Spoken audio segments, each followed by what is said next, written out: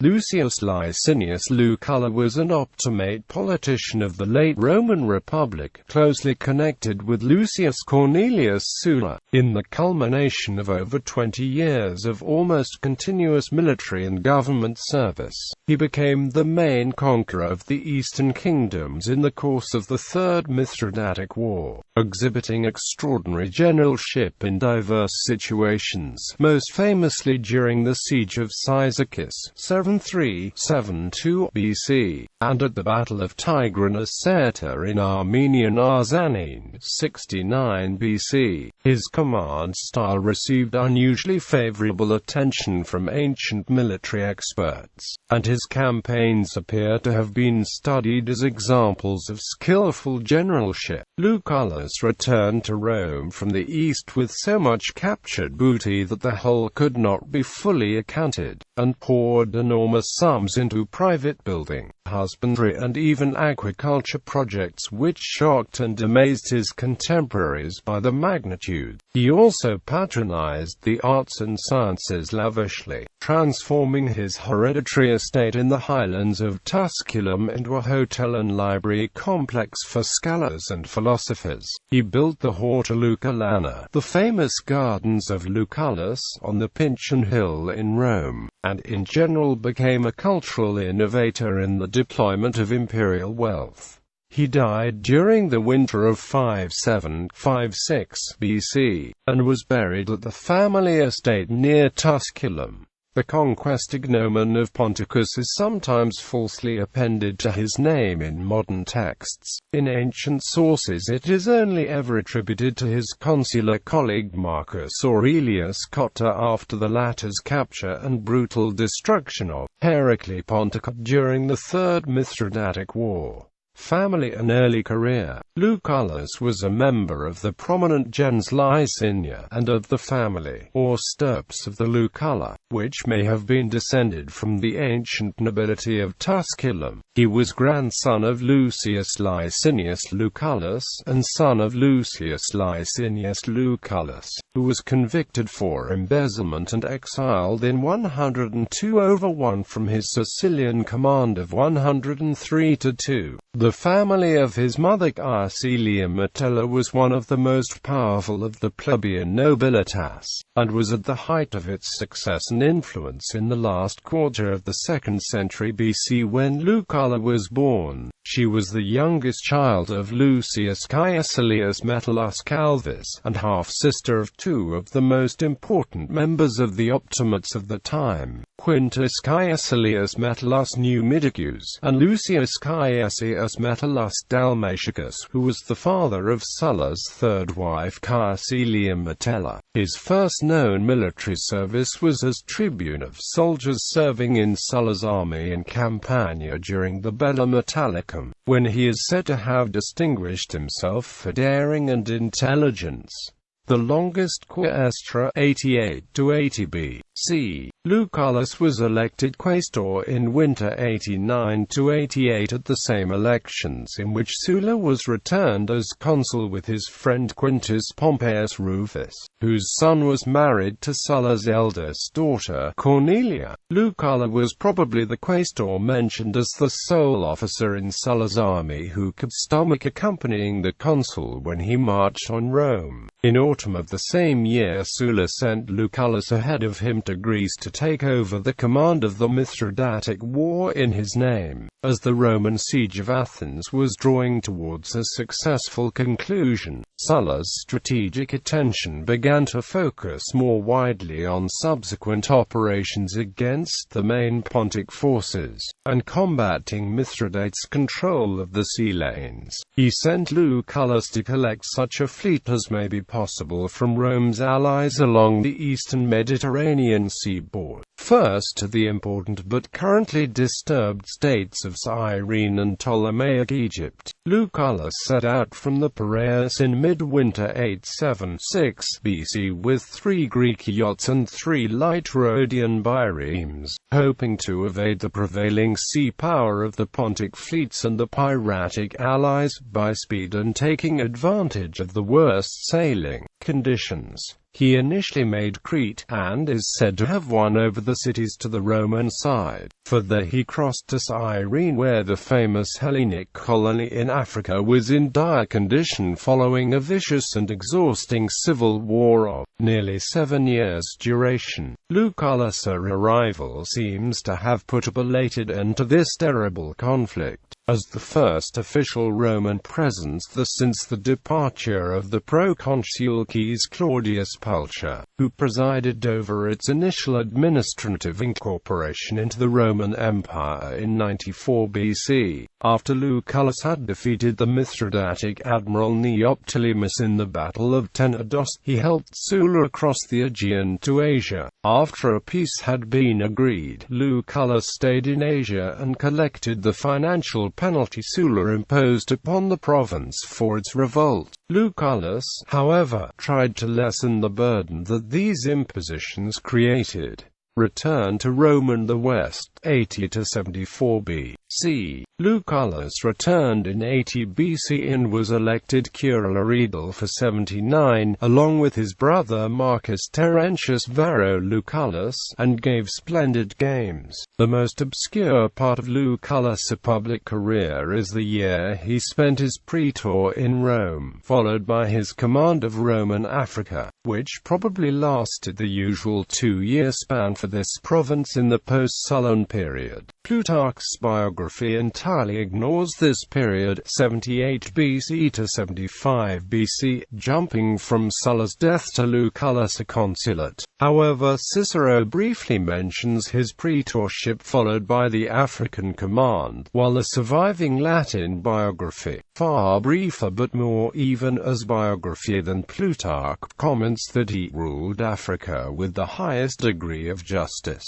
This command is significant in showing Lucullus performing the regular, less glamorous, administrative duties of a public career in the customary sequence, and, given his renown as a Philhellene, for the regard he showed for subject peoples who were not Greek. In these respects his early career demonstrates a generous and just nature, but also his political traditionalism in contrast to contemporaries such as Cicero and Pompey, the former of whom was always eager to avoid administrative responsibilities of any sort in the provinces, while Pompey rejected every aspect of a normal career, seeking great military commands at every opportunity which suited him, while refusing to undertake normal duties in peaceful provinces.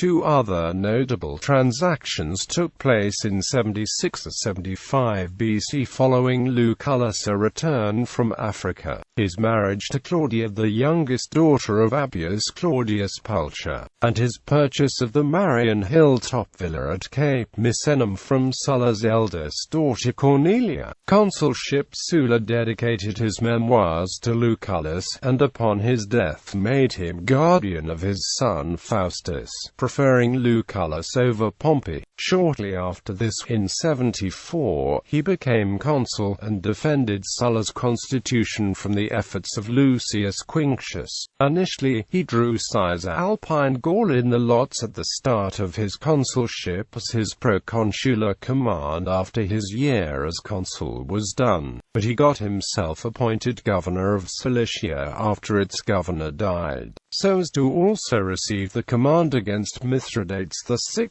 in the Third Mithridatic War. The Eastern Wars, 73 to 67 BC. On arrival, Lucullus set out from his province to relieve the besieged Cotta in Bithynia. He harried the army of Mithridates and killed many of his soldiers. He then turned to the sea and raised a fleet amongst the Greek cities of Asia. With this fleet he defeated the enemy's fleet off Ilium and then off Lemnos.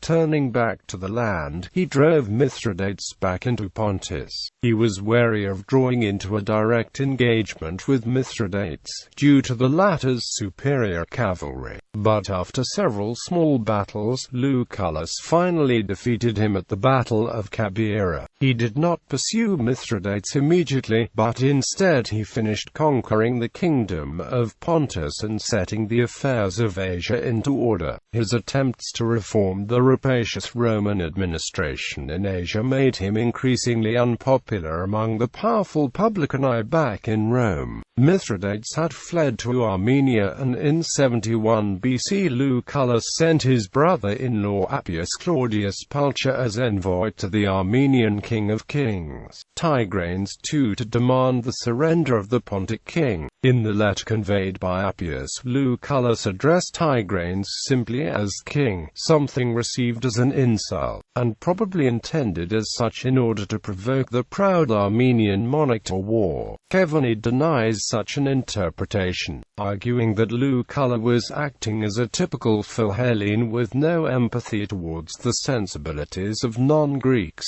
but this is refuted by Lucullus's conduct during his administration of Africa province, the period of his career most conspicuously missing from the Greek biography by Plutarch.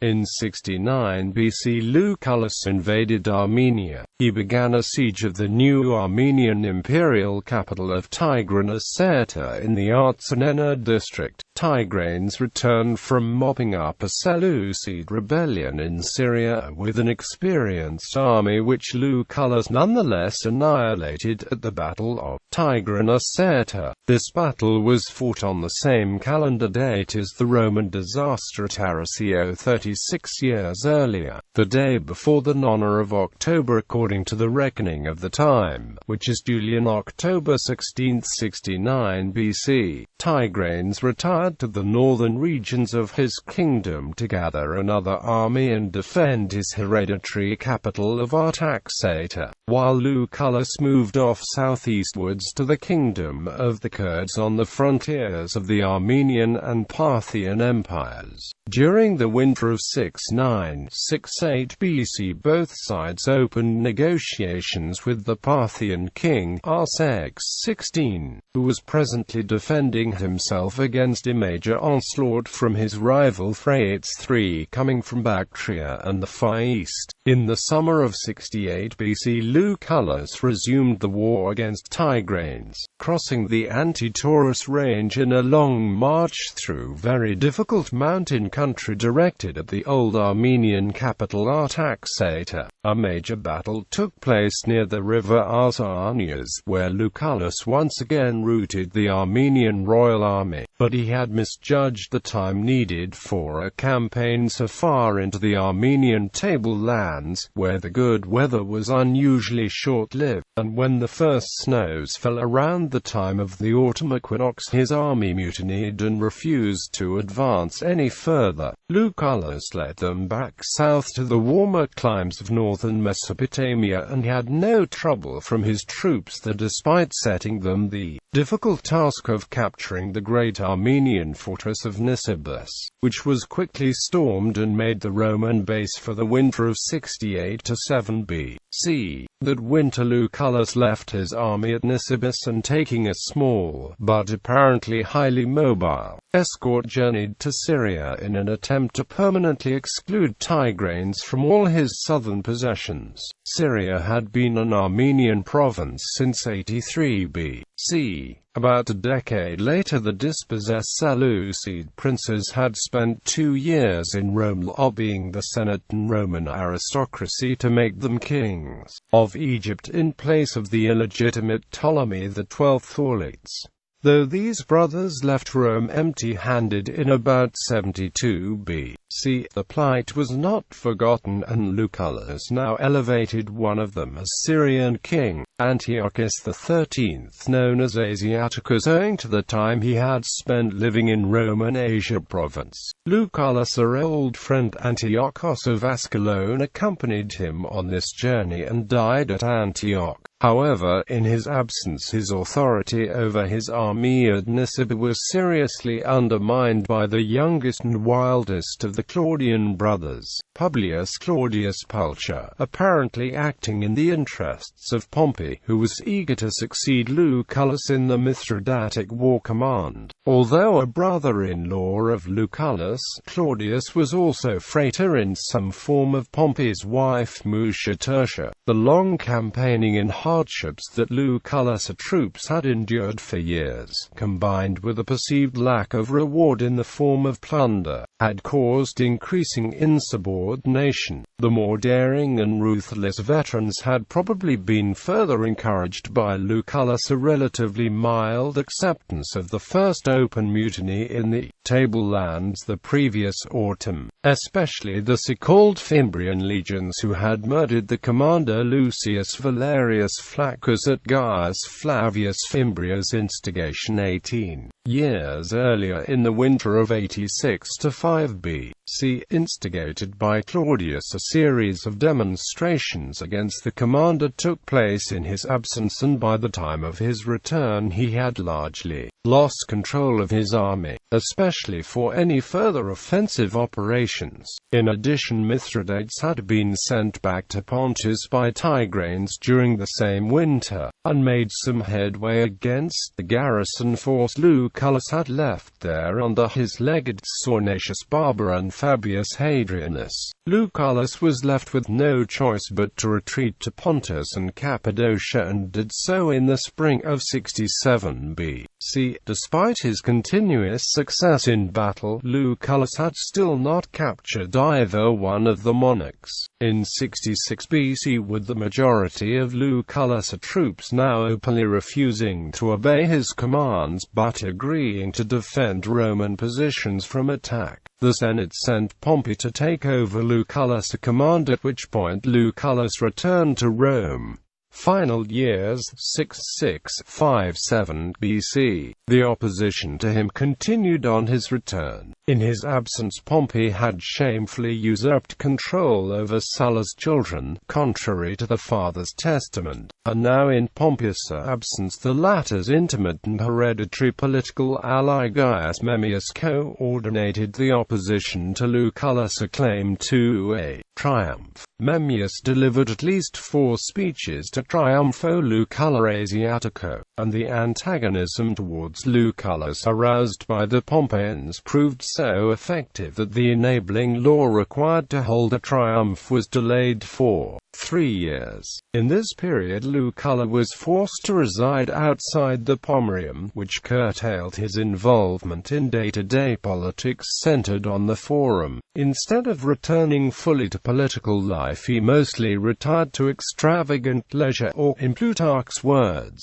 he used the vast treasure he amassed during his wars in the East to live a life of luxury. He had splendid gardens outside the city of Rome, as well as villas around Tusculum and Neapolis. The one near Neapolis included fish ponds and man-made extensions into the sea, and was only one of many elite senators' villas around the Bay of Naples. Pompey is said by Pliny to have referred often to Lucullus as Xerxes in a toga. He finally triumphed in 63 BC thanks in small part to the political maneuvering of both Cato and Cicero. His triumph was remembered mostly due to him covering the Circus Flaminia with the arms of the enemies he had faced during the campaign. Gastronomes are famous. Did Lucullus become for his banqueting that the word Luculla now means lavish, luxurious and gourmet. Once, Cicero and Pompey succeeded in inviting themselves to dinner with Lucullus, but, curious to see what sort of meal Lucullus ate when alone, forbade him to communicate with his slaves regarding any preparation of the meal for his guests. However, Lucullus outsmarted them, and succeeded in getting Pompey and Cicero to allow that he specify which room he would be dining in. He ordered that his slaves serve him in the Apollo room, knowing that his service staff was schooled ahead of time as to the specific details of service he expected for each of his particular dining rooms, as the standard amount specified to be outlaid for any given dinner in the Apollo room was the large sum of 50,000 drachma. Cicero and Pompey Pompey found themselves a short time later dining upon a most unexpectedly luxurious meal. On another occasion, the tale runs that his steward, hearing that he would have no guests for dinner, served only one not especially impressive course.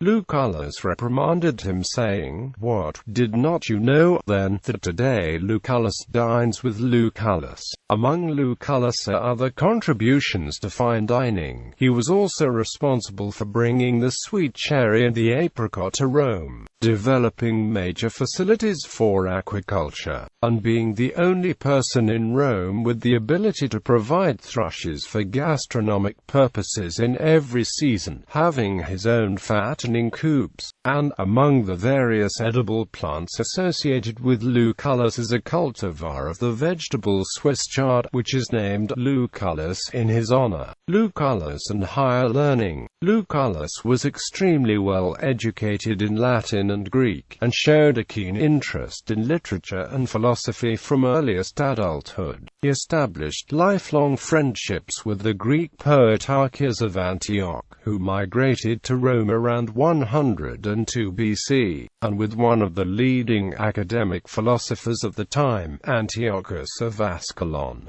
During his long delay in the royal palace at Alexandria in the summer of 86 BC, Lucullus witnessed the beginning of the major schism in the Platonic Academy in the 1st century, the so-called Sossos affair. His friend and companion Antiochus of Ascalon received, evidently from the Great Library, a copy of a work by the scholic of the Academy, Philo of Larissa, so radical in its skeptical stance that Antiochus was sufficiently disturbed to doubt the attribution of authorship to his old teacher. But more recent pupils of Philo, chiefly Heraclitus of Tyre, were able to assure him of the book's authenticity. Antiochus and Heraclitus dissected it at length in Lucullus's presence, and in the ensuing weeks, while the Roman party continued to await the arrival of the king from the south, Antiochus composed a vigorous polemic against Philo entitled Sossos, which marked his definitive break with Philo's so-called skeptical academy, and the beginning of the separate, more conservative school eventually called the Old Academy.